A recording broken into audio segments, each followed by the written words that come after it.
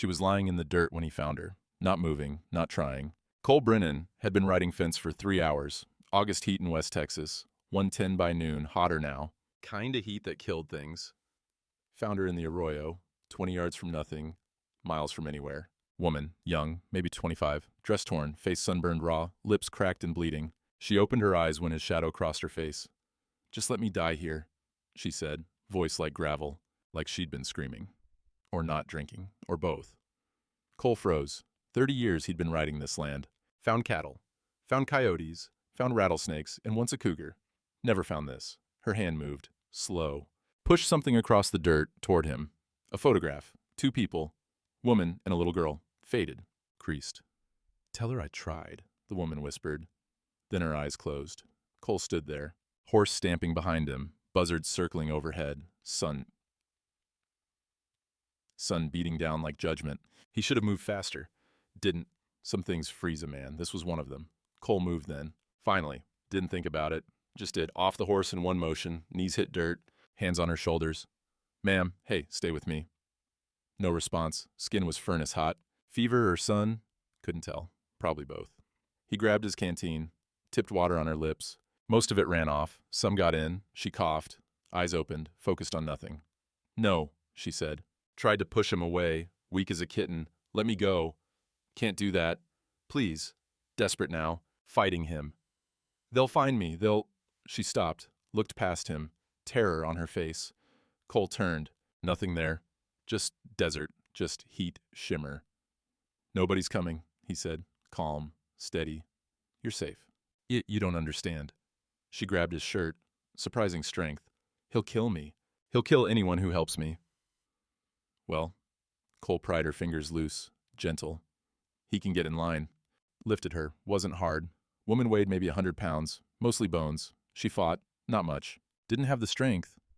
"Put me down." "Nope." I said, "Heard you." He carried her to his horse. Big bay gelding named Rusty, 15 years old, steady as bedrock. "Don't care." Getting her on the horse took some doing. She kept trying to slide off. Kept saying no. Kept crying. "Hold the horn," Cole said. Swung up behind her. "Fall off, I'm just going to pick you back up. Save us both time." She sagged against him. Out of fight, out of everything. He turned Rusty toward home. 10 miles. Maybe less. Woman was shaking. Desert was 110 degrees and she was shaking. Cole took off his denim jacket. Wrapped it around her shoulders. "You're crazy," she whispered. "Helping me." "Been called worse." They rode in silence. Sun dropping toward the horizon. Not fast enough. Ranch came into view. Not much to look at. House. Barn. Couple of outbuildings. Everything needed paint. Everything worked anyway. Cole's way. Function over pretty. Got her inside. Guest room. Hadn't been used in... hell. Long time. Bed was made, though. Clean sheets. He kept things ready. Just in case. In case of what? He'd never been sure. Now he knew. "Bathroom's there," he said. Pointed. Towels in the cabinet. Waterworks. She stood in the doorway, swaying. "Why are you doing this?" "Because you need help." "You don't know me." "Don't need to." She looked at him. Really looked. Trying to figure the angle. What he wanted. What it would cost. Cole had seen that look before. On horses. On dogs. On things that had been hurt too many times. "Ain't no angle," he said quiet. "You can lock the door. Leave when you want. Stay as long as you need. Your call." "There's always an angle." "Not here." Long pause. She was deciding. Trust or run. Life or death. Finally, she moved toward the bathroom. Slow. Like walking hurt. Door closed. Lock clicked. Water started running. Cole let out a breath he didn't know he'd been holding. Kitchen. Coffee. Strong enough to stand a spoon in. While it brewed, he called Doc Haynes. "Got a situation," Cole said. "What kind?" "Medical kind. Woman. Dehydrated. Fever. Been in the sun too long." Pause. Doc knew him 30 years. Knew when to ask questions. Knew when not to. "Bring her in." Rather you came here." Another pause. Longer. "She in trouble? Legal trouble?" "Don't know. Don't care." Cole. "You coming or not?" Doc sighed. "Be there in 20. "Appreciate it." Hung up. Poured coffee. 2 cups. Set them on the table. Waited. Water shut off. Long quiet. Then footsteps. She came out wearing one of his old shirts. Found it somewhere. Looked like a kid playing dress up. Sleeves rolled 6 times. Stood there. Door behind her. Exit route clear. Smart. "Coffee's hot," Cole said. Didn't look up. "Cups are clean." She sat. far side of the table. Close to the back door, smarter, loaded her coffee with sugar, 3 spoons, 4, hungry sweet. They drank in silence. "I'm Anna," she said finally. Wasn't her name. Cole knew that. Knew it same way he knew she'd tested the window in the bathroom. Heard it open. Heard it stay open. Heard her not climb out. Woman who opens a window and doesn't run is a woman still deciding. Cole Brennan. "This your place?" "Yep." "You alone here?" "Yep," she nodded. Calculating. Planning. Always thinking 3 moves ahead. "Doc's coming," Cole said. 20 minutes. Check you over. Make sure you're all right. Her cup stopped halfway to her mouth. "No doctors." "You got fever? Probably got heat stroke. Need checking." "No. Hard now. Scared. No doctors, no hospitals, no records. Doc Haynes ain't gonna report nothing. Known him since we were kids. He's good people. You don't understand." She stood up, fast. Coffee sloshed. "I can't be in any system. I can't exist. If they find me..."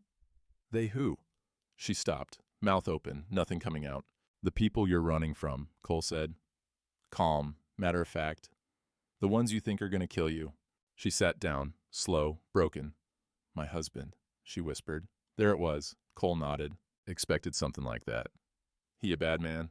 "The worst." "He know where you are?" "No, maybe. I don't know." She was shaking again, hands around the cup, white knuckles. "I've been running 3 weeks. Different towns, different names. Thought I lost him in Midland, but he always finds me. Always." "Well," Cole sipped his coffee. "He shows up here. We'll have a conversation. You don't know him. He's rich, powerful, connected?" She stared. "Seen his type before," Cole said. "Men who think money makes them bulletproof. Usually right, but not always. He'll destroy you. Might not." He stood up, rinsed his cup. "But that's my problem. Yours is getting healthy. Rest of it, we'll handle when it comes." "Why?" Same question. Different weight now. "Why would you risk everything for a stranger?" Cole stopped, looked out the window, desert turning purple in the dusk. "Had a daughter once," he said quiet. "Long time ago. She got in trouble. Bad trouble. Called me for help." Pause. "I was working, told her I'd call back, never did." The silence stretched. "She died that night," Cole said. "Alone, scared, waiting for me." He turned around, looked at Anna. "So when I find someone alone and scared in my desert, I don't tell them I'll call back." Anna's eyes filled, spilled over. "I'm sorry. Me too." Outside, tires on gravel, Doc's truck. Cole grabbed his hat. "That's Doc. He's gonna look at you, then you're gonna rest. Tomorrow, we'll figure out the rest." "Cole." "Yeah?" "Thank you." He nodded, put his hat on. "Don't thank me yet. Might be I just made everything worse." But he walked out to meet Doc anyway. Some things a man's gotta do, even when they're stupid. Fourth morning, she made breakfast without asking. Cole came in from checking cattle to find eggs and bacon on the table. Toast, real butter, coffee already poured, steam rising. Anna stood by the sink, watching, waiting for something. Permission, maybe. Or criticism. "Didn't have to do that," he said. Hung his hat on the peg by the door. "Same peg, 30 years. Some things don't need changing." "I know." Quiet, testing the water. "But I appreciate it." He sat, looked at the plate. Eggs had a splash of milk in them, touch of pepper. Ellen's recipe. His wife. Dead 12 years now. Had he mentioned that? Couldn't remember. Maybe Anna just guessed. "Welcome," she said. Small smile. First real one he'd seen. Gone quick as it came. But it was there. They ate in comfortable silence. Well, mostly comfortable. She still watched the doors. Both of them, front and back, still flinched at sounds. Rusty whinnied in the corral. She tensed. "Just the horse," Cole said. Calm as Sunday morning. "Probably wants grain." She nodded. "Relax some. Not much. Baby steps." "Doc said you're doing better," Cole said. "Fever's down. Hydration's improving. He's nice. Your doctor friend." "Known him since 3rd grade. He's good people." He didn't ask questions. Told him not to. She looked at him. Surprised, maybe, or grateful. "Most people would want to know," she said. "Figure you'll tell me when you're ready, or you won't. Either way's fine." Long pause. She pushed eggs around her plate. "The photograph," she said finally. "The one I gave you in the desert." "Still got it." Cole pulled it from his shirt pocket. Set it on the table between them. "Figured you'd want it back." She stared at it, didn't touch it. "That's my sister," she said, voice thick. "And her daughter, my niece, Sophie. Pretty girl."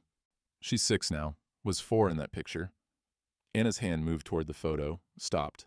I haven't seen her in 8 months. Your husband? He said if I left, he'd make sure I never saw them again. Called in favors. Had a judge issue a restraining order against me. Said I was unstable, dangerous. Are you? No. Fierce now. I'm the one who got her away from him, got my sister and Sophie out, got them to California. Safe. But you stayed. Someone had to. She finally picked up the photograph, held it like glass. He was looking for them. I led him the other way, kept him chasing me instead. Cole nodded. Started to make sense now. The running, the different towns, the fear. How long you been doing this? 3 weeks of running, 8 months before that, planning. Saving money he didn't know about. Finding places they could hide, making sure they'd be okay without me. Oh, that's why you were in the desert. I thought... She stopped, started again. I thought maybe if I disappeared he'd stop looking, maybe think I died, give up. Or maybe you were just tired. She looked at him, eyes wet. Yeah, she whispered. Maybe that too. Cole stood up, rinsed his plate, gave her a minute. You ain't dying on my watch, he said. Back still turned, easier that way. Not today, not any day if I can help it. You can't protect me forever. Don't need forever, just need today. Tomorrow we'll worry about tomorrow. Heard her breathe, shaky, trying not to cry. I should go, she said, before he finds me here, before he hurts you. Ain't going nowhere till you're stronger. Another week at least. Doc's orders. Cole. Plus, I could use help around here. Place is falling apart. You can cook. That's worth its weight in gold. My cooking'll kill a man faster than heat stroke. Small laugh. Broken, but real. Is that a job offer? Call it what you want. Room and board, honest work, no questions. Deal? She looked at him, at the house, at the photograph in her hands. Deal, she said. Week in, they developed a rhythm. Cole woke at 5, coffee on. By the time he came back from feeding horses, Anna had breakfast ready. They ate, didn't talk much. Didn't need to. Mornings, he worked cattle, fixed fence, did whatever needed doing. She cleaned, organized. Found things he'd been looking for 10 years. Where'd you find my good screwdriver? He asked one afternoon. Under the sink, behind the pipes, next to a wrench and 3 batteries. Huh, been looking for that. I noticed. Evenings, they sat on the porch, watched the sun go down, drank coffee or sometimes iced tea if the day'd been hot. You always this quiet? She asked one night. Mostly. Comes from living alone. Forget how to make conversation. I don't mind it. Quiet's nice. Different from before? She was silent a long time. He never stopped talking, she said finally. Always had opinions, always had to be right, always had to win every argument, even arguments that weren't arguments. Sounds exhausting. It was. They sat quiet. Crickets starting up, desert cooling down. Can I ask you something? Anna said. Shoot. Your daughter, Katie, what happened? Cole's jaw tightened. Should have expected the question. Still hit hard. She was 19, got involved with a boy, wrong kind, I didn't approve. We fought about it, said things, bad things. He stopped, breathed. She called me that night, said she was scared, said the boy was drunk, angry. I was at a cattle auction, 3 hours away. Told her I'd call her back. Pause. Long one. Got busy, forgot. By the time I remembered, it was morning. Sheriff was at my door. Boyd beat her. She tried to leave. He didn't let her. Anna's hand covered her mouth. I'm so sorry. Me too. Voice rough. Every day, for 12 years. Is that why I pulled you out of the desert? Yeah. Can't save Katie. Can't go back. But maybe I can save someone else's daughter, someone else's sister. He stood up, needed to move, needed to work. Gonna check the fence line before dark. You need anything? No, thank you. He grabbed his hat, started toward the barn. Cole? Turned around. She'd be proud of you, Anna said. Katie, for helping me. Throat tight. Couldn't talk, just nodded. Walked away before she saw his face. Some things still hurt too much for daylight. 10 days in, Anna asked about the fence. Noticed you walk it every evening. Something wrong with it? Nope. Then why walk it? Habit. My daddy walked fence. His daddy before that. You walk it, you know it. You know it, you can fix it before it breaks. And she considered that. Practical logic. The kind that made sense out here. Can I walk with you? First time she'd asked for anything. Can you keep up? I'm 27, old man. Ouch, he grinned. Low blow. They walked the south fence line that evening. Took longer than usual. She asked questions. He answered. Basic stuff. Why cattle need salt, how to read weather in the clouds, where the property line ran. Your place is big, she said. Used to be bigger, sold some off when… Stopped. When things changed. After your wife? Yeah. They walked quiet for a bit, boots on hard dirt, wind in the scrub grass, desert cooling down finally. Ellen teach you to cook? Anna asked. Because those eggs are somebody's recipe. Hers. Splash of milk, touch of pepper. That's the secret. Secret's safe with me. Appreciate that. More walking, sun dropping toward the mountains, painting everything orange and gold. Anna stopped, just stood there, looking. What? Cole asked. This. She gestured at nothing, everything. This is nice. What is? Walking, talking, nobody yelling, nobody drunk, nobody breaking things. She paused. Just, this is nice. Cole nodded, understood what she wasn't saying. Yeah, he said. It is. And at the far corner, they found a break in the wire. Small one. Coyote, probably. I'll fix it tomorrow, Cole said. I can help. Know how to string wire? No, but I can learn. And he looked at her. 2 weeks ago, she'd been half dead in an arroyo. Now she was offering to fix fence. All right then, tomorrow. They turned back, walking slow, no hurry. Cole? Yeah? Thank you for not asking. He knew what she meant, about her husband, about what exactly happened, about the details she wasn't ready to share. When you're ready, he said. Or not. Still fine either way. She smiled. Real one this time. Stayed longer than a second. They walked home in the good kind of quiet. 2 days later, the truck came. Cole was in the barn, mucking stalls. Heard the engine. Wrong sound. Too smooth. Too new. He walked to the door. Slow. Calm. Black SUV. City plates. Tinted windows. Stopped at the gate. Just sat there. Idling. Cole's hand moved to his belt. Nowhere near the rifle by the tackroom door, but knowing where it was. Anna appeared at the house window. Saw the truck. Went white as plaster. Cole walked to the gate. Took his time. Made them wait. Window rolled down. Man in the driver's seat. 40-something. Expensive haircut. Polo shirt. Rolex. Smile that didn't go past his teeth. Afternoon, the man said. Too friendly. Beautiful property you got here. Help you? Cole asked. Hope so. I'm looking for someone. My wife. Actually. Pulled out his phone. Showed a picture. Anna. Different hair. Smiling. Before. She's been missing for weeks. Family's very worried. That so? Very worried? There's a reward for any information. $10,000. Cole leaned on the gate, studied the man. Then the SUV, saw another shape in the back seat. Big guy, quiet. Huh, Cole said. That's a lot of money. She's very important to us. Needs medical help, psychiatric help. She's unstable. Huh. So if you've seen her or heard anything, we'd be extremely grateful. The smile widened, shark smile, financially grateful. Cole pushed his hat back, scratched his head, seemed to think hard. When'd she go missing? 3 weeks ago, Midland area, she's been moving around. Different towns, different names. She dangerous? To herself, yes. To others, potentially. She needs help. Cole nodded. Slow, thoughtful. Well, sir, I wish I could help you, but I ain't seen nobody matching that description. Pretty isolated out here. Don't see many folks. The man's smile thinned. Still there, but harder now. You sure about that? Maybe take another look. Held up the phone again. Don't need another look. Got good eyes. Ain't seen her.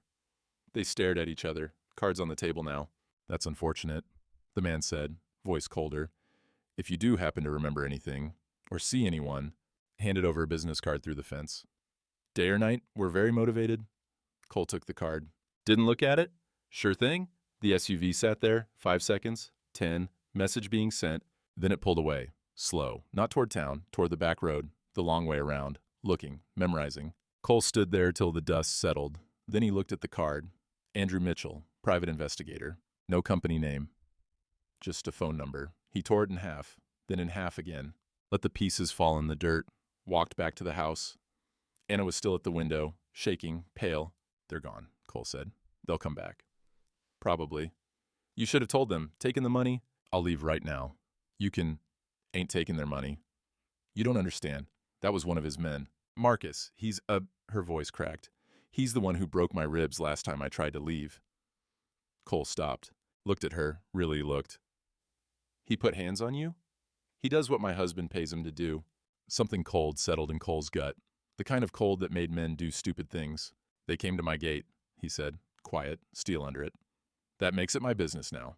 And they got their answer, which was, I ain't seen nobody. She stared at him, trying to understand what he'd just done, what it would cost. He'll destroy you, your ranch, your life, everything. Might not, but that's between him and me. Why? Same question again. Heavier each time. Why would you risk everything? Cole looked out the window, desert turning purple in the dusk. Same view he'd seen 10,000 times. Never looked more important than right now, because somebody should have stood between that boy and Katie, he said. Nobody did. He turned to face her. So when some rich bastard sends his hired muscle to my land looking for a woman who's scared, I stand up between them, simple as that. Anna's eyes filled, spilled over. You're going to get hurt. Been hurt before, still here. I should go, tonight, before. You ain't going nowhere. Not tonight. Not till you're ready. And ready don't mean scared, means strong enough to choose. She cried then, really cried. First time since he'd found her. Cole stood there, didn't move toward her, didn't move away. Just stood steady. That's all some people need, someone who stays. Outside, the sun finished setting. Inside, something had changed. War was coming. They both knew it. Question was whether they'd be ready when it arrived. 3 nights after Marcus came, Anna couldn't sleep. Cole found her on the porch at 2 a.m, sitting on the steps, holding that photograph. He didn't say anything, just sat down beside her, coffee cup in hand. Can't sleep? He asked finally. Keep seeing his face. Marcus, at the gate. He's gone. For now. She traced the edge of the photograph. Sophie's face. They're in San Diego. My sister and Sophie. Little apartment near the beach. Sarah got a job at a coffee shop. Sophie starts first grade in 2 weeks. You talk to them? Burner phone. Once a week, 5 minutes. Different location every time. She looked at him. Last time, Sophie asked when I was coming to visit. What did you tell her? Soon. Voice breaking. I always say soon. Cole sipped his coffee. Let her talk, or not talk. Her choice. I raised her, Anna said. First 3 years of her life. Sarah was working 2 jobs. I took care of Sophie, changed diapers, walked the floor at night, taught her to walk. First words. What were they? Small smile, sad one. Anna, not Mama, Anna. She wiped her eyes. Sarah felt terrible about that. I told her it didn't matter. We were both her mothers. Both of us loved her. When'd you meet your husband? The smile died. 4 years ago. Fundraiser. Sarah was waitressing. I was her ride home. He was there with clients, saw me, decided he wanted me. Decided. That's how he thinks, sees, wants, takes. She set the photograph down between them, careful, like it might break. He was charming at first. Flowers, dinners, attention. I was 23. Stupid. Weren't stupid. He was good at pretending. Married him after 6 months. Biggest mistake of my life. She pulled her knees up, wrapped her arms around them. First time he hit me was on our honeymoon. I laughed at something. He didn't like my tone. Cole's hand tightened on his cup. Second time was 3 days later. I'd burned toast. Third time, I can't even remember why. After a while, I stopped counting. You tell anyone? Who? He's Andrew Mitchell, owns half of Midland, employs 200 people, sits on the hospital board, donates to the police foundation. Bitter laugh. I called the cops once. They came, talked to him, apologized for bothering him, told me I should be more careful, less clumsy. Jesus. Yeah. She was quiet for a long time. When I found out about Sarah and Sophie, that he was asking questions about them, making plans, I knew I had to get them out. He'd use them to control me, or worse. Worse? She didn't answer, didn't need to. Cole stood up, walked to the edge of the porch, looked out at the desert, stars everywhere. Big country, small problems. Except these weren't small. You did the right thing, he said, getting them out. Did I? I'm here. They're alone. And he's still looking. He's looking for you, not them. Long as he is, they're safe. And when he finds me? Cole turned around, looked at her straight. He won't. You can't promise that. No, but I can make it damn hard for him to try. They sat quiet for a while. Desert sounds, coyotes in the distance, wind in the mesquite. Tell me about Ellen, Anna said. Your wife. What about her? How'd you meet? Cole smiled. Real one. First time thinking about Ellen didn't hurt quite so much. High school dance. I didn't want to go. My buddy dragged me. She was there with her girlfriends. I asked her to dance. She said no. No? Said I looked like I'd rather be anywhere else. She was right. So I left, went out to my truck. He chuckled. She followed me out, said any boy honest enough to look miserable at a dance might be interesting.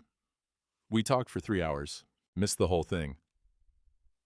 What'd you talk about? Everything, nothing. She wanted to be a teacher. I wanted to ranch. She thought I was crazy, working land that hard for that little money. I thought she was crazy, wanting to deal with other people's kids.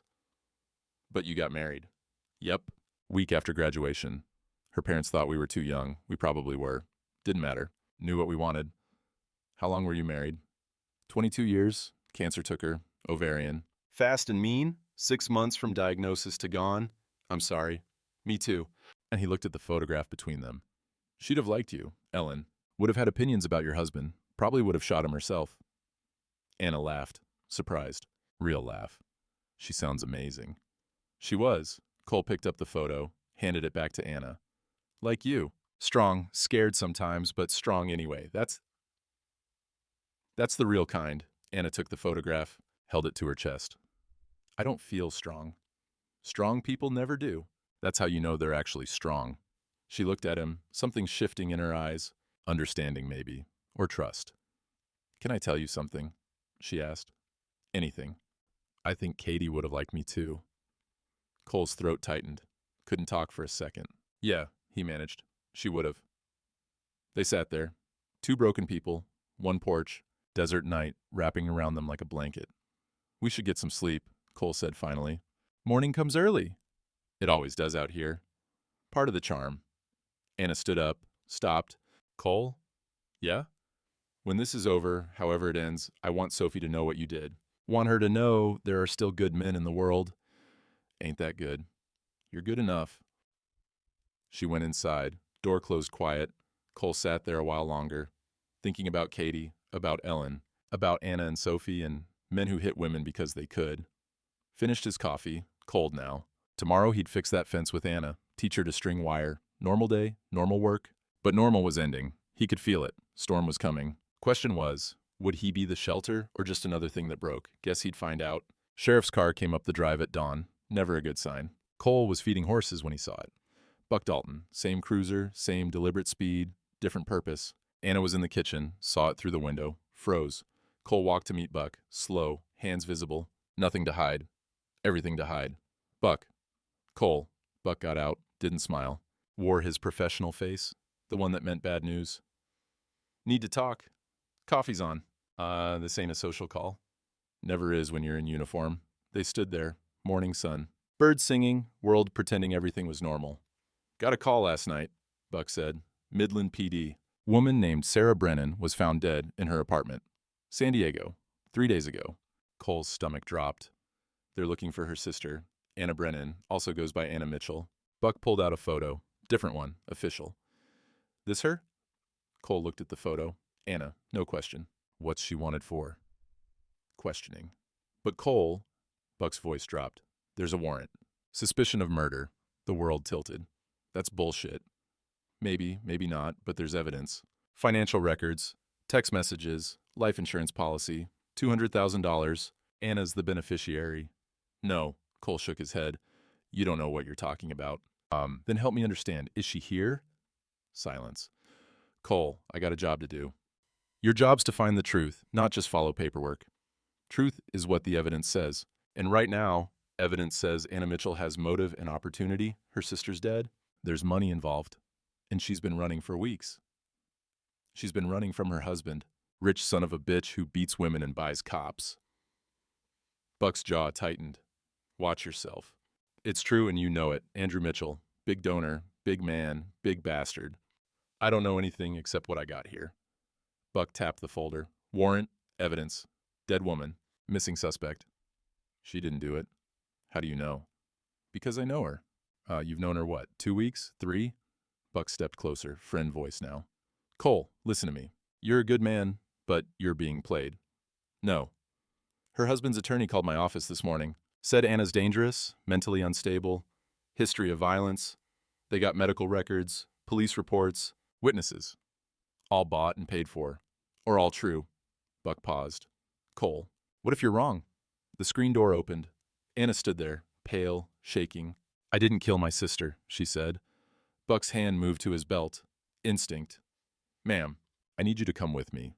No. Anna backed up. He did this. Andrew. He killed her and made it look like me.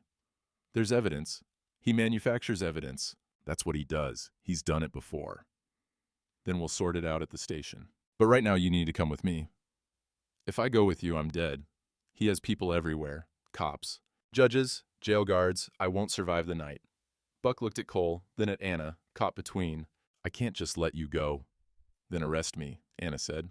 But when they find me hanging in my cell, remember I told you, remember I begged you. But nobody's gonna... My sister's dead. Her voice cracked, broke.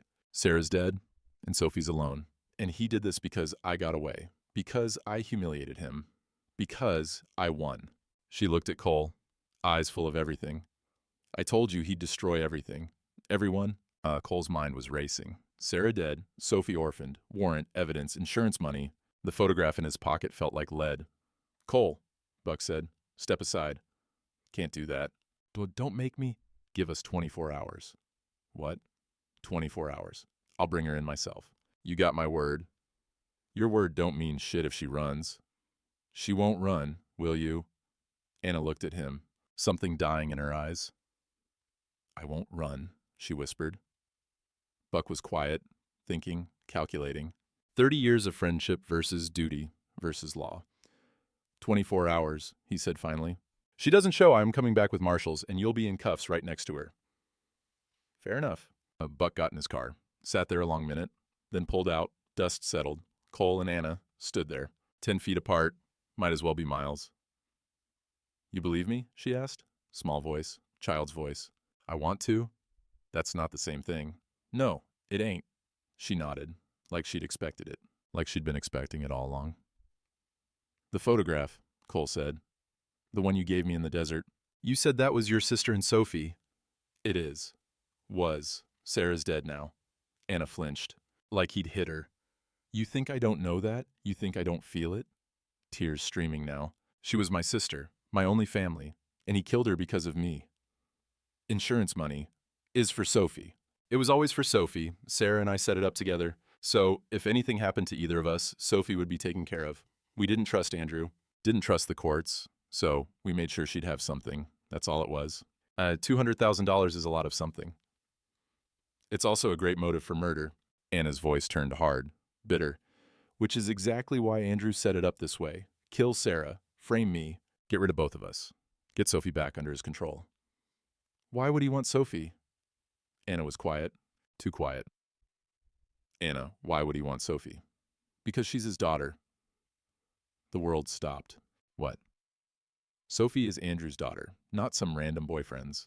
Andrew raped Sarah at that fundraiser 4 years ago. When I met him. Before we were married. She got pregnant, didn't tell anyone except me. Raised Sophie alone. Cole's brain couldn't process it, wouldn't process it.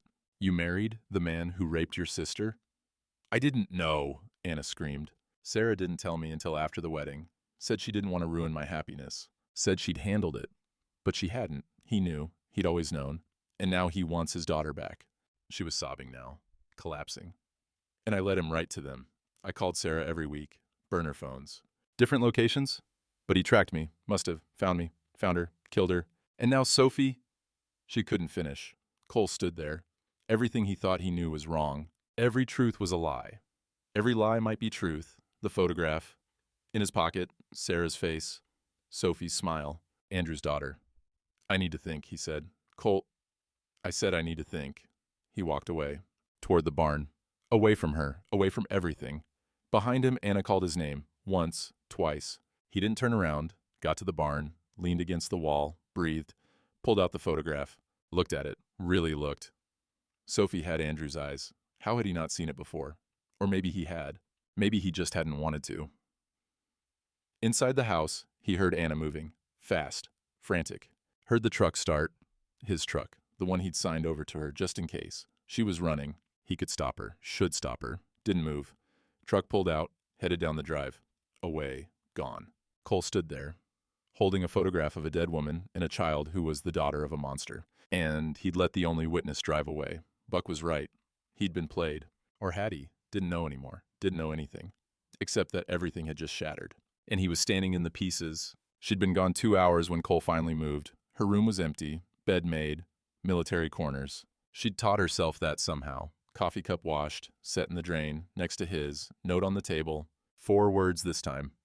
I'm sorry. Thank you. Cole sat down, held the note, hands shaking some. Read it again. Again. The photograph was gone. She'd taken it. Ellen's cup was still on the shelf. Been there 12 years. Anna's cup was in the drain. He picked it up, still wet, still warm. Put it on the shelf, next to Ellen's. 2 cups, 2 women, both gone. Damn it, he said to the empty house. Damn it, girl. The house didn't answer. Never did. He stood up, walked through the rooms, looking for something, didn't know what.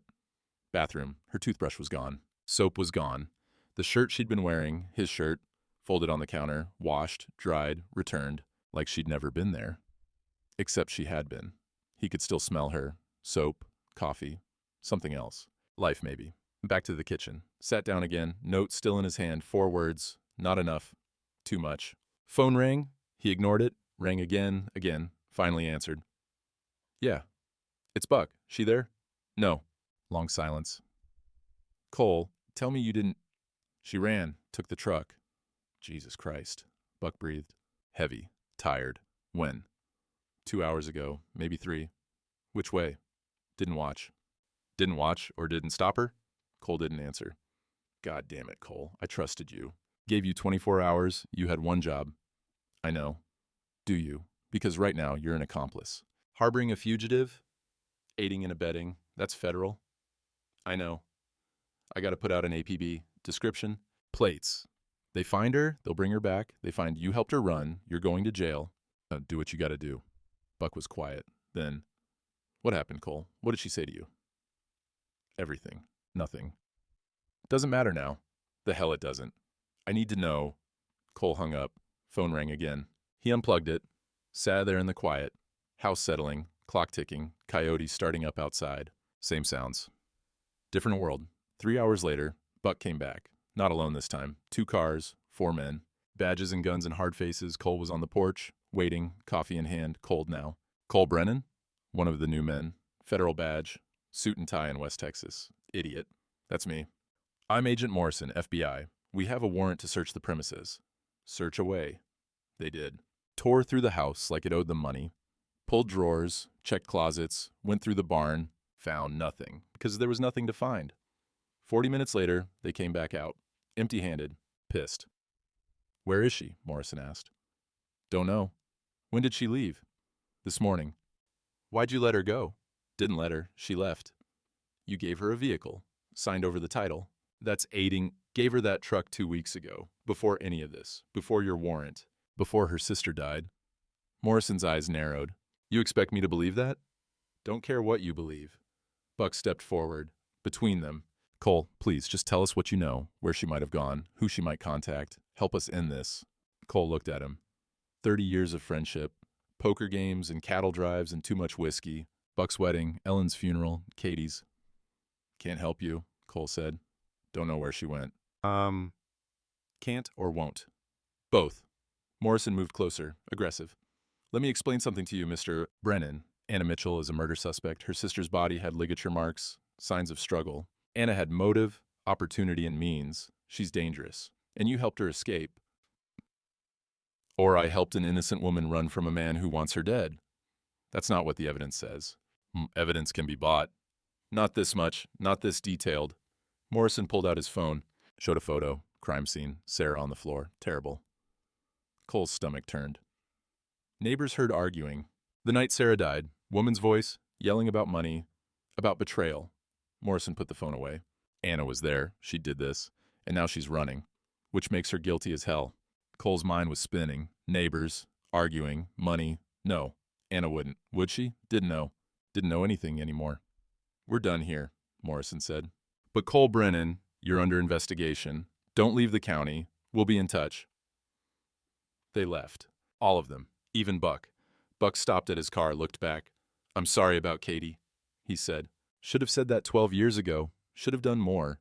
We all should have. Too late. Words are always too late. Yeah, Cole said. Appreciate that. Buck drove away. Cole sat on the porch, held his coffee cup, empty now, thought about Anna, about Sarah, about Sophie, orphaned and alone, about Katie, who'd called for help and got promises instead, about Ellen, who'd loved him despite his failures, about himself, and what he'd done, or hadn't done, again. Night came, Cole didn't move, stars came out, desert cooled down, coyotes sang their songs. He sat there, thought about driving after her, finding her, helping her. Didn't know which way she'd gone. Didn't know if she wanted finding. Didn't know if she was innocent or guilty. Didn't know anything. The not knowing was worse than anything. With Katie he'd known he'd failed, known she was gone, known it was his fault. This was different. This was limbo. This was maybe. Maybe Anna killed her sister. Maybe Andrew did. Maybe Cole helped a murderer. Maybe he saved an innocent woman. Maybe. The word made him sick. He stood up, walked to the barn, found the bottle of whiskey, old one, saved for bad days. Today qualified, drank not much, enough. Went back to the house. Looked at the 2 cups on the shelf. Ellen's, Anna's. Katie's was in a box somewhere. Couldn't look at it. Not for 12 years. Maybe never. He took Anna's cup down, held it, turned it in his hands. Could throw it away, could use it, could keep it as evidence of his stupidity. Set it back on the shelf. Gentle. Not today, maybe tomorrow, maybe never. Sat down at the table. Put his head in his hands. Tried not to cry. Cried anyway. Some things you can't hold back. Morning came whether he wanted it to or not. Cole made coffee, 1 cup, his, went through the motions. Feed horses. Check water. Walk fence. Everything normal. Nothing normal. Found Buck at the gate at noon. Alone this time. Got news, Buck said. No preamble. San Diego PD found something. Security footage. Gas station 2 blocks from Sarah's apartment. Cole waited. Shows Anna. Night Sarah died. Buying gas. 11:47 p.m. Timestamp confirmed. So Sarah's time of death was estimated between 10 p.m. and midnight. Anna was on camera at 11:47. Takes 15 minutes to get from the gas station to Sarah's apartment. Coroner's narrowing it down. Says Sarah died closer to 10:30. Cole's heart started beating again. Didn't realize it had stopped. She didn't do it. Looking that way. There's more. They pulled phone records. Anna called 911 at 11:52 p.m., reported screaming at her sister's address. Anonymous call. Hung up before they could trace. She was trying to help. She was there, saw something, maybe saw someone, ran instead of staying, because she knew she'd be blamed. Buck nodded, slow. Andrew Mitchell landed in San Diego that afternoon, private jet. Hotel records show he checked in at 6 p.m., checked out at midnight, paid cash for the room, never used it. The pieces were falling, finally. He killed Sarah. Anna saw him, ran. That's the theory. Morrison's not convinced yet, but he's looking harder at Andrew now. Where's Anna? Don't know. Truck was found abandoned in Roswell. 3 days ago. No sign of her since. 3 days. She could be anywhere. Or nowhere. She thought I didn't believe her, Cole said. Quiet. Broken. That's why she ran. Not from the law. From me. Buck didn't say anything. What could he say? I failed her, Cole said. Just like Katie. Woman asked me to believe her. I hesitated. She ran. Now she's gone. You didn't know. Should have known. Should have trusted. Should have stood with her instead of questioning. Cole, get off my property. What? I said, get off my property. You and Morrison and all of them. Did what you came to do. Now leave. Buck stared at him, then nodded. For what it's worth, Buck said. I think you did the right thing, helping her, even if it was messy. Wasn't enough. Sometimes enough is all we got. Buck left. Cole stood there. Empty land, empty house, empty everything. Anna was out there somewhere. Innocent, scared, alone. And he'd let her go thinking he didn't believe her. Thinking she was alone. Again, just like Katie, he walked back to the house. Looked at the 2 cups on the shelf. 3 ghosts now. Ellen, Katie, Anna, all gone, all his fault somehow. He sat down, held his head, whispered to the empty room. I'm sorry, God, I'm so sorry. The house stayed quiet. Forgiveness wasn't coming, maybe it never would. 5 days, no word, no sign, nothing. Cole stopped answering the phone on day 2, stopped checking the gate on day 3. On day 4, he stopped pretending any of it mattered. The ranch ran itself anyway. Cattle found water. Horses ate what they could reach. Fence stayed up, or didn't. World kept turning, whether he cared or not. He sat on the porch most hours, coffee going cold in his hand, watching nothing. Buck came by once. Cole didn't answer the door. Buck left a note. Andrew Mitchell's under investigation. FBI's building a case. Might take time, but they'll get him. Cole burned the note. Didn't matter if they got Andrew. Didn't bring Sarah back, didn't find Anna, didn't fix what he'd broken. Desert stretched out in all directions, empty, endless, like his life had always been, like it would always be. Used to find peace out here. The silence, the space. The way a man could think without noise getting in the way. Now the silence was just loud, and the space was just empty. Weather turned. Storm building in the west. Could smell it. Rain coming. First in 3 months. Land needed it. Everything was dust and thirst. He needed it too, maybe. Washing. Cleansing. Something. Thunder rumbled. Still far off, Cole sat there, waiting for it. Waiting for something. At night, he walked fence. Didn't need to. Did it anyway. Habit. Routine. The thing you do when you don't know what else to do. Got to the south corner, where he'd taught Anna to string wire. 2 weeks ago, lifetime ago, she'd been good at it. Quick learner. Strong hands. Didn't complain when the wire bit her palms. Like this? She'd asked. Just like that. I'm doing it? You're doing it. She'd smiled. Real smile. Proud of herself for something small. He'd been proud too. Proud of her. Now she was gone, and he was standing at the fence she'd helped fix, remembering her smile. All he had left. Memories of a woman who might be dead by now, or might be alive somewhere, thinking he'd abandoned her. Both options were hell. Thunder again. Closer now. First drops of rain hit his face. Warm, heavy. Wrong season for warm rain. He stood there. Let it come. Back at the house. Dripping wet. Didn't bother changing. Sat at the kitchen table. 2 cups on the shelf watching him. Ellen's. Anna's. Katie's was still in a box. Couldn't put it up there. Too much weight. 3 women. 3 failures. Ellen died, and he couldn't stop it. Cancer doesn't care how much you love someone. Took her anyway. 6 months of watching her fade. Nothing he could do but hold her hand and lie about it, getting better. Katie called for help, and he said later, busy, working, always working. Making money to leave her when he died. Never thought she'd go first. Never thought that call was the last one. Anna asked him to believe her, and he'd hesitated. Just for a minute. Just long enough for her to see the doubt in his eyes. That's all it took. 1 minute of doubt. 1 moment of not standing with her, and she ran. Pattern was clear now. Had been clear for years. He just hadn't wanted to see it. Women in his life needed him, and he failed them. Different ways. Same result. Gone. All gone. And he was still here. Still breathing. Still taking up space. For what? The rain hammered the roof. Storm in full now. Lightning lit the kitchen. Thunder shook the walls. Cole sat in the dark. Didn't turn on lights. Didn't need them. Could see well enough. See himself. Finally. 63 years old. Alone on land that meant nothing without someone to share it with. Doing work that didn't matter. Living a life that helped nobody. This was penance. This was punishment. This was what he'd earned. Fair enough. But there was a but. Small one. Growing. Anna was still out there. Maybe. Probably. Somewhere. Andrew was still hunting her. With money and lawyers and men like Marcus who broke ribs for paychecks. And Sophie. 6 years old. Orphaned. In the system now probably. Foster care. Being fought over by a rapist father who wanted her as property.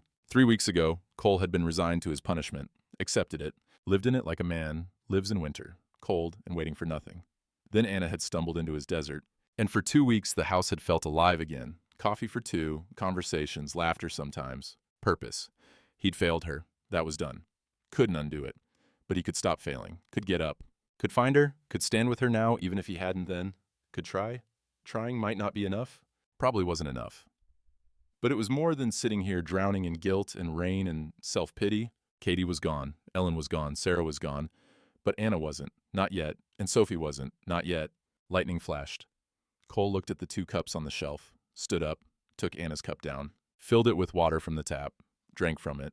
First time, set it back up there, next to Ellen's. I'm done sitting here, he said to the empty house, to Ellen's ghost, to Katie's memory.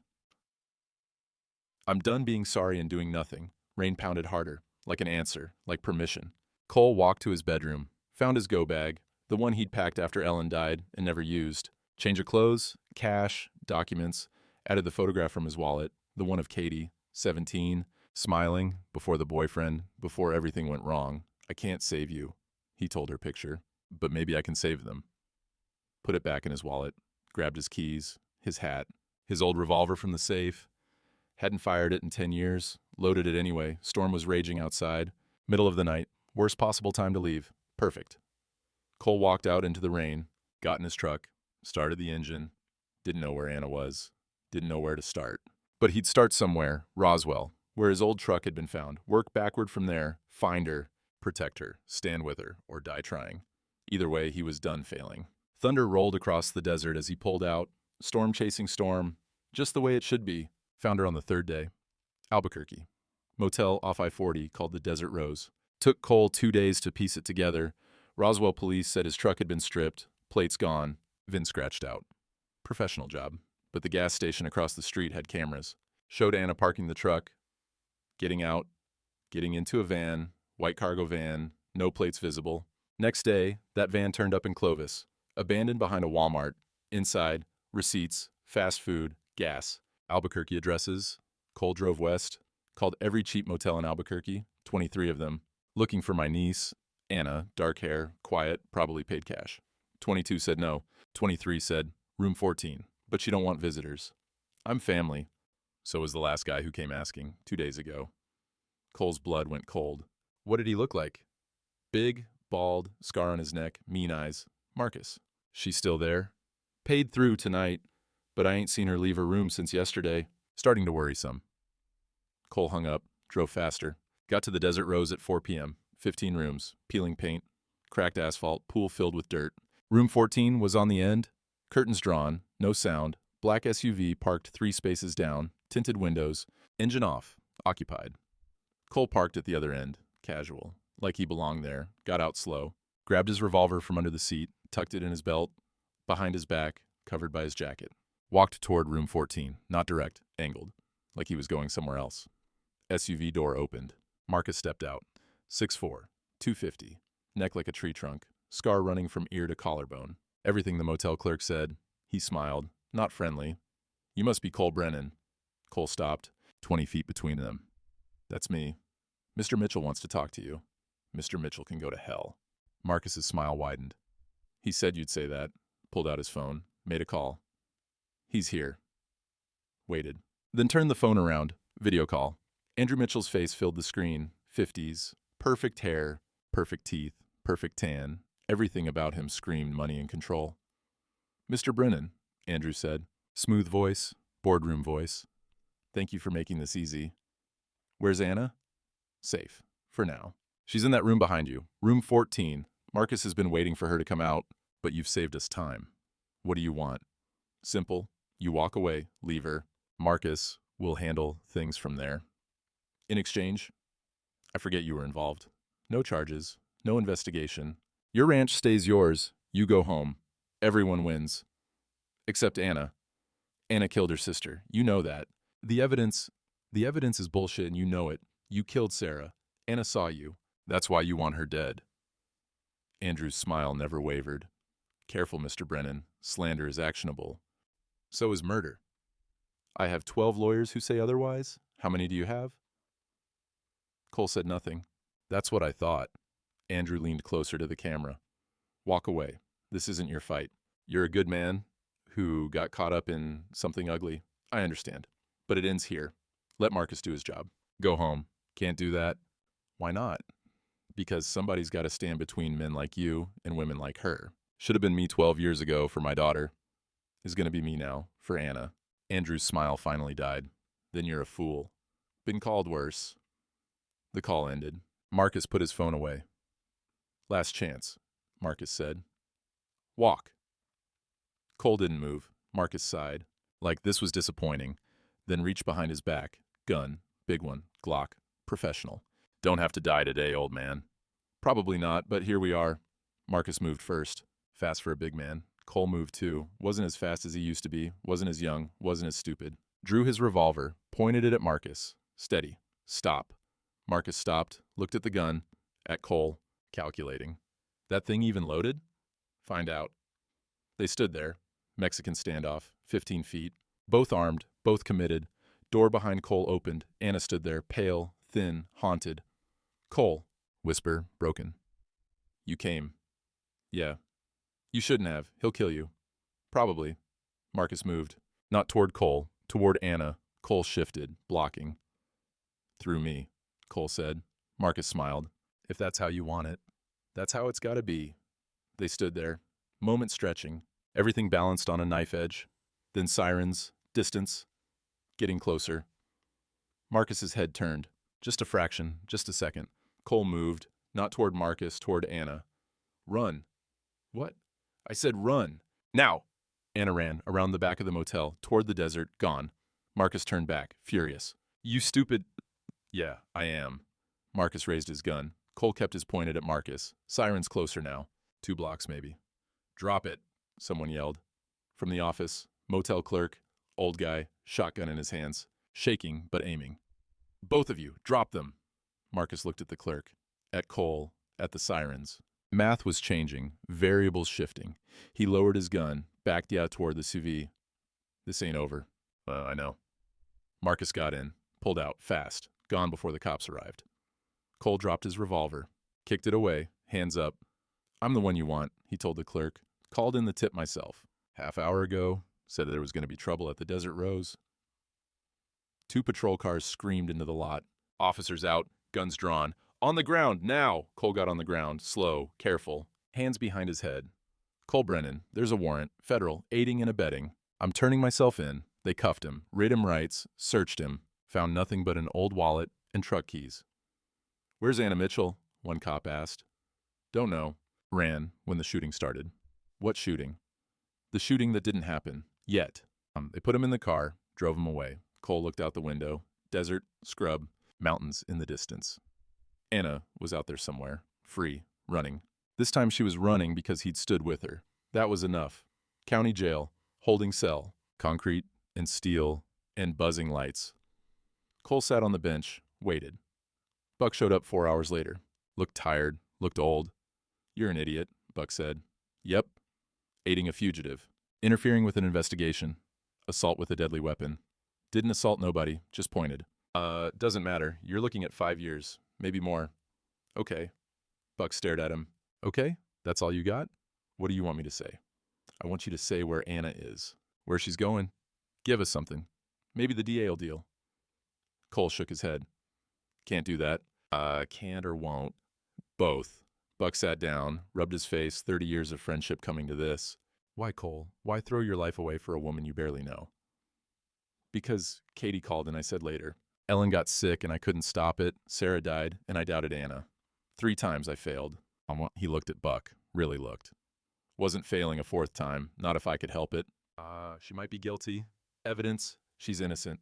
And even if she wasn't, somebody had to stand with her when nobody else would. That's what good men do. Or should do. Or should have done. Pause. I'm done talking, Cole said. Get me a lawyer if you want. Or don't. Either way, I ain't saying nothing else. Buck stood up, walked to the door, stopped.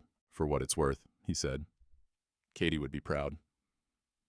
Cole's throat tightened. Couldn't speak. Buck left. Cole sat there, alone, again, but different this time. This time he'd stood, he'd chosen, he'd paid. This time when Anna thought about him, if she thought about him, she'd know he'd believed her. Stood with her, given everything. That was worth 5 years, worth more than that. He lay down on the bench, closed his eyes, thought about Anna running into the desert, free. Thought about Sophie, safe now maybe. With Andrew under investigation, maybe she'd get a real family. Real life. Thought about Katie, Ellen, Sarah. And for the first time in 12 years, the weight felt lighter. Not gone. Never gone, but lighter. He'd finally done something right. Finally stood when it mattered. Finally, been the man he should have been all along. Outside, the sun was setting. Inside, Cole Brennan slept. First real sleep in years. 6 months later, Cole was back on his porch when the truck pulled up. Served 43 days. Buck arranged it. Pleaded it down. Harboring a fugitive. Time served. Probation. Community service. Ranch was still there when he got out. Neighborhood kept it going. Church had sent food. Small town justice. Rough but fair. Andrew Mitchell was in federal custody. Awaiting trial. Sarah's murder. Sophie was with Sarah's best friend. Good people. Adoption pending. Away from Andrew. Safe. Anna was somewhere. Witness protection maybe. Or just gone. Either way. Free. Cole didn't ask. Didn't need to know. Some things were better left alone. He'd made his peace with it. Then the truck came. Old Ford. Familiar. His truck. The one he'd given Anna. The one she'd abandoned in Roswell. She got out. Thinner. Harder. But alive. Here. Cole stood. Coffee cup in hand. Couldn't speak. Anna walked up the steps. Stopped. 3 feet away. Found your truck in an impound lot, she said. Took some doing. Thought you might want it back. Don't need it. Gave it to you. I know. But you need it more than me now. She held out the keys. I got my own way now. He took them. hands shaking some. You okay? He asked. Getting there. FBI put me up for a while. Helped with the investigation. Andrew's going away. Long time. They got him for Sarah. For fraud. For a lot of things. Good. Sophie's safe. With people who love her. Real love. Not his kind. Good. Silence. Desert wind. Everything that needed saying and couldn't be said. You stood with me, Anna said finally, voice breaking. When I thought nobody would. When I thought I was alone. Should have stood sooner. You stood when it mattered. She reached in her pocket, pulled out the photograph. Creased, worn, carried 6 months. Sarah's gone, she said. But Sophie knows her story now. Knows her mom loved her, died protecting her. She handed him the photograph. Keep it. Reminder that some things are worth standing for. Cole took it, looked at Sarah's face. Sophie's smile, alive because Anna ran. Because he stood. Because sometimes broken people save each other. What'll you do now? He asked. Live. Really live. That's what Sarah would want, what Sophie needs to see. She smiled. Small one. Real. That's what you taught me. That living means choosing, even when it's hard. She turned to go, stopped. Cole? Yeah? Thank you for believing me, even when you didn't. Anna, you did. In the end, that's what mattered. She walked to her car. Different one, hers now. Got in, drove away. Cole stood there, holding the photograph, watching dust settle. Went inside, looked at the shelf. Ellen's cup, Anna's cup, both still there. He took them both down. Made coffee. 2 cups. His and one for whoever needed it next. Set them on the table. Some debts you pay forward, not back. Walked out to the porch. Dawn coming. Same desert, same sky, same man, different somehow. Storm had passed. He'd stood in it, got soaked, got broken some. But stood. That was enough. More than enough.